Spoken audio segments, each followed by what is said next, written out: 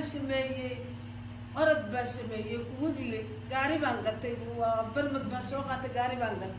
Immediately I worked hard, I got a permit, and I actually bought a vehicle.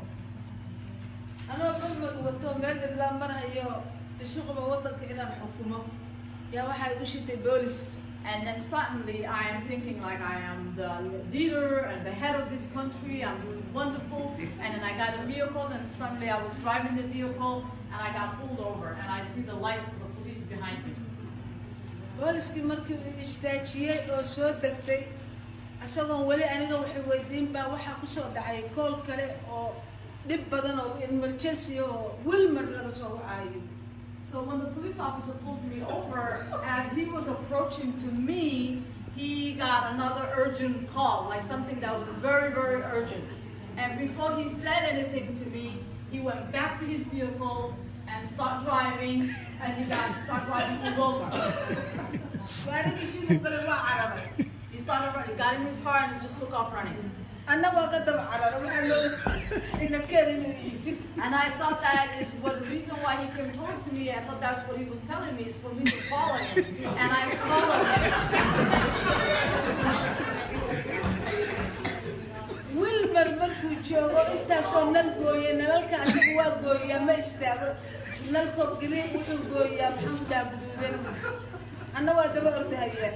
So this whole time, he's urgent, he runs a red light, he passes the bus stop, stops everything, and I'm doing exactly the same thing. I just followed him all the way.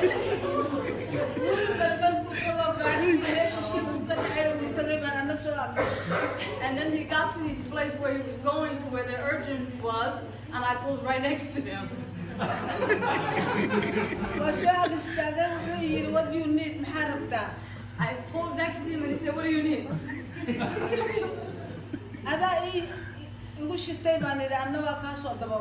I told him, you pulled me over and I'm wondering, what do you need?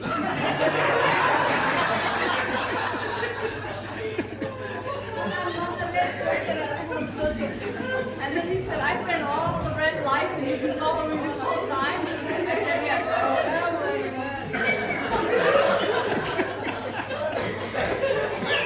Police في عمبوها يمكن الحين المسلمين ملبو إلى هذا كتبوا يرهدي بوليس كويستاجيو أو أسألني وحكويتين على He was a nice police officer. He did a cultural class for me then. Took me over to the side and said, listen, if you ever get pulled over in the future and the officer doesn't say anything to you, that does not mean you follow him.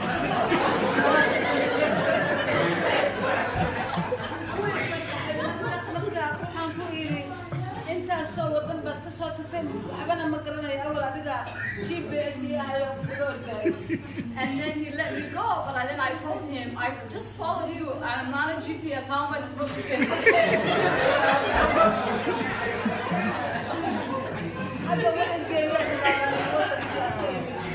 I told him that I didn't want to take me home. How am I going to get home?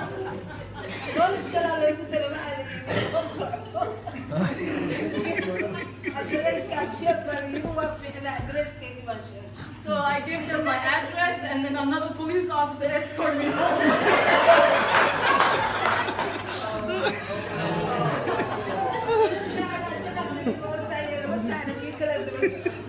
For 2 hours I was driving to, running after an officer, and then coming back I was also being escorted and following another officer. So